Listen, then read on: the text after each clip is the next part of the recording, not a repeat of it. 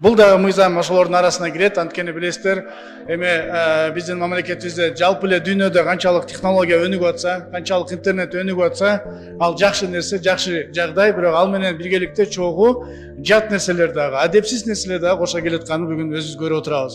Өзгөчө бул ушул биздин жаш муундарга, биздин балдарыбызга, эртеңки келечекте ушу Кыргызстаныбыздын келечеги үчүн болуп аткан адепсиз нерселерди байма-бай мына өзүңүздөр баарыңыздар байкап отурасыздар. Албетте, булардын бардыгы технологиялардын өнүгүшүнө ссылка алып коюп отура берсек болот эле.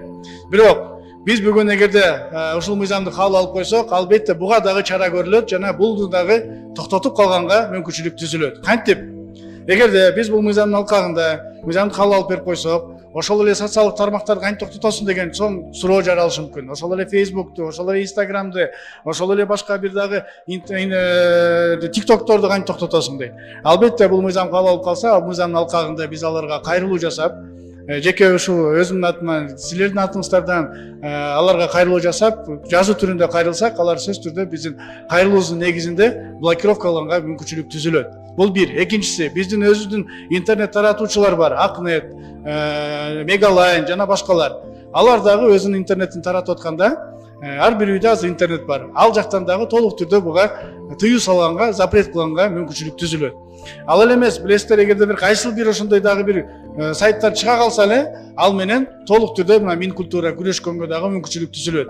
Айтор, ушундай адепсиз нерсе, биздин каада салтыбызга жакпаган нерсе, бул биздин ушу келечекте муунга зыяны келтире турган нерселерди тоскоолганга мүмкүнчүлүк түзүлүп атат. Ошол мыйзамды кабыл алуу менен ошондой нерселерге чара көрүлөт дагы, анан токтоп калат деп үмүттөбүз. Албетте баардыгын токтото албайбыз, баардыгын бир күндө токтотуп койду же болбой калды дегенден алыспыз.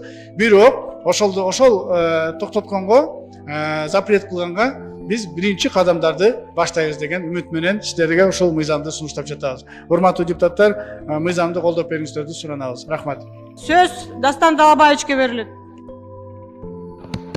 Гиммиси жоперет Минцифры же Минкультура. Билбейм, мы принимали закон о вредном контенте для детей. Я хотел узнать, как этот закон исполняется, уже год прошел. По нему, сколько я знаю, детская порнография категорически запрещена. Правильно же? Урматтуу Дастан Талабаевич, Марат Тагаев, Маданият министринин орун басары. Бул мыйзам иштеп жатат.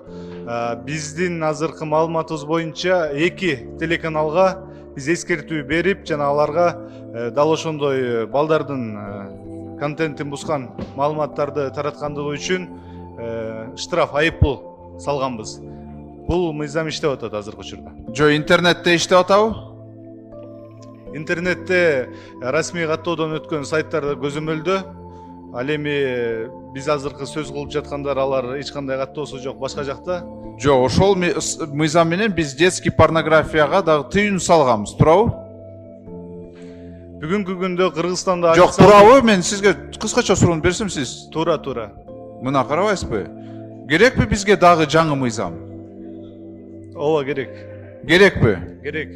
Аты мыйзам жетпей жатабы сизге? Ал мыйзам Кыргызстанда иш алып барып жаткан телеканалдар, жалпыга маалымдоо каражаттары жана онлайн интернетке дагы тийиштүү ал.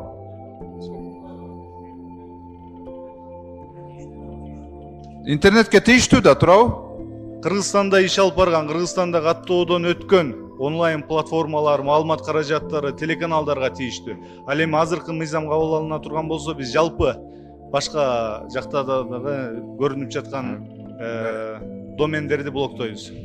А сиз кантип OnlyFans, Pornhub ушундай сайттарга тыюу саласыз?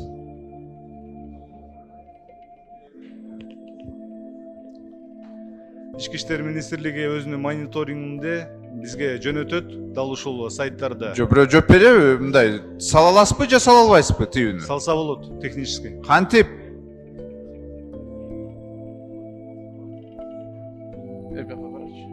Кантип?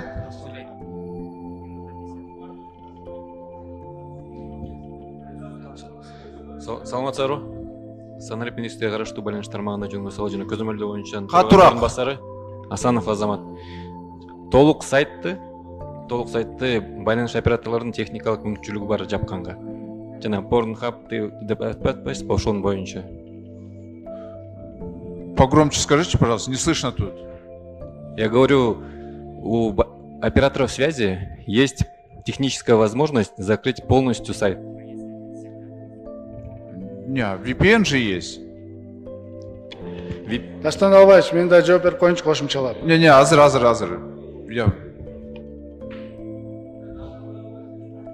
VPN же есть. Да, есть VPN, но у операторов связи нету технической возможности обойти VPN-систему. У меня вот к Минцифры предложение. Давайте TikTok все-таки разблокируем. Вот этим VPN люди пользуются, они больше данных отдают непонятно кому. Это угроза, наоборот, национальной безопасности. Лучше офис ТикТока сюда пригласить и дать разрешение, пускай для предпринимателей, бизнеса, мелкого бизнеса. Знаете, это очень хорошая рекламная площадка была. У меня большая просьба, вот Минцифры, подумайте об этом. И сейчас мы опять же толкаем всех на VPN. И вот Марлен Абдрахманович, мы детскую порнографию мы запретили уже. Вот сейчас вы слышали от Минкультуры, от Минцифры ответы. Зачем повторяться? Может, все-таки взрослым там под паролем как-то разрешить? Пускай, если кто-то хочет, посмотрит. Вон, в Японии же смотрят, это же такие бололи. С ума не сошли, развиваются они. Может, это кого-то от насилия спасет, наоборот. Пусть сидит дома и себя утешает там, расслабляет. А вы берете, запрещаете, а он пойдет на улицу искать это. Дастан Албаевич, эми жалпы калкка, жалпы элге, жалпы общественный доступты жаап койсок адан жаман болбойт. Ал эми каалаган киши сиз айткандай чукулап болсо да, башка жак болсо да эптеп таба алат. Но общий доступта болбош керек да.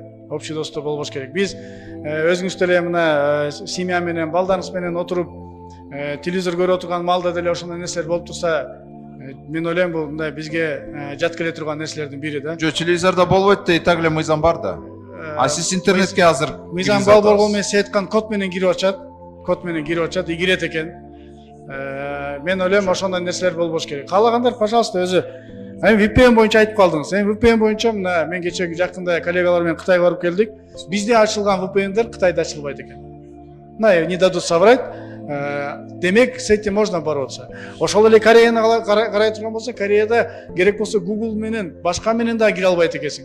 Там толук түрдө эми технологиянын ушунчалык өнүккөн экен, полный запретти кылып берип коюптур. Хоть на английском пиши, хоть на русском пиши, хоть на каком, но тебе этот поиск такие результаты не даст. Я думаю, к такому мнению мы должны, к такому решению мы тоже должны рано или поздно прийти. Да. Марлен Абдрахманович, ну VPN даже в Китае работает, что уж там говорить. Ну мы вот вместе были, вот спросите, Исхак Асуматовича спросите, рядом сидит.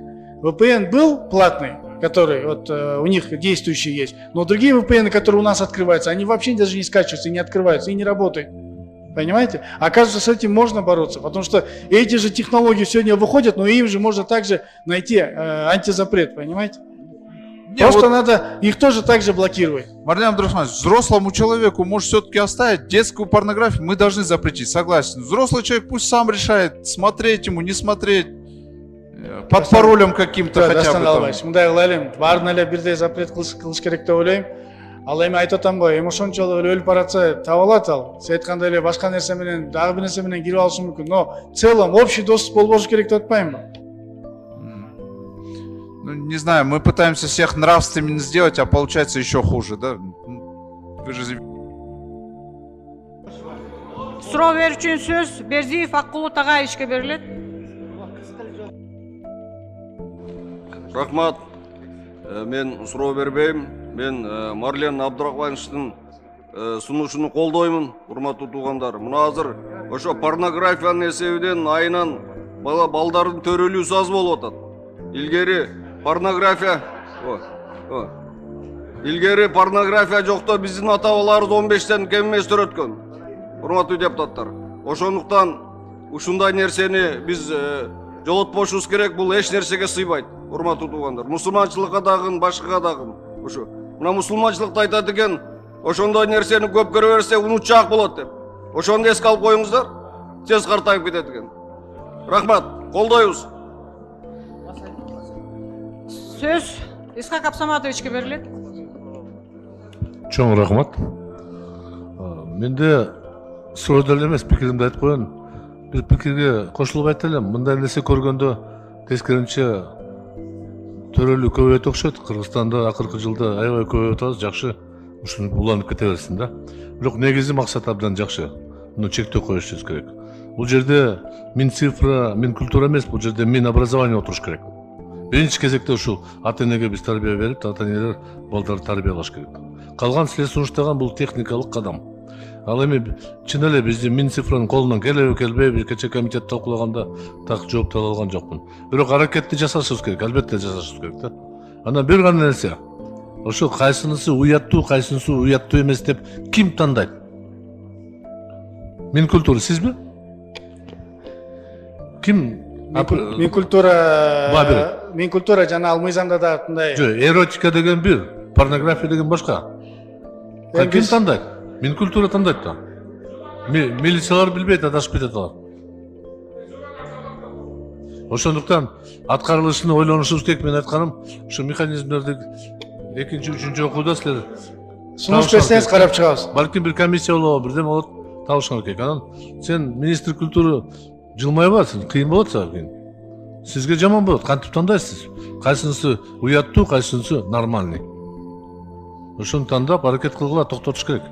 Андан тышкары көптөгөн порнографиядан тышкары башка нерсе бар. Биздин менталитетке туура келбеген, маданиятыбызга туура келбеген нерселер бар да. Эркек менен жашоо, аял менен жашоо. Ушундай болбогон нерселерди биз тыюу салышыбыз керек да. Рахмат. Рахмат. Комитеттин корутундусун окуу үчүн транспорт, коммуникациялар, архитектура жана курулуш боюнча комитеттин төрагасы Сыдыков Мурадил Жанышбековичке сөз берилет. Рахмат, урматтуу төрага, урматтуу депутаттар, комитеттин корутундусу. Кыргыз Республикасынын интернет мейкиндигинде порнографиялык мүнөздөгү контент элементтерди камтыган сайттарга кирүүгө тыюу салуу жөнүндө Кыргыз Республикасынын мыйзам долбоорунун концепциясы жактырылсын жана Кыргыз Республикасынын жогорку кеңешине биринчи окууда кабыл алуу сунушталсын. Урматтуу депутаттар, колдоп берүүңүздөрү суранабыз. Макул 55, баары 55, катталды 74. Мыйзам долбоору биринчи окууда кабыл алынды.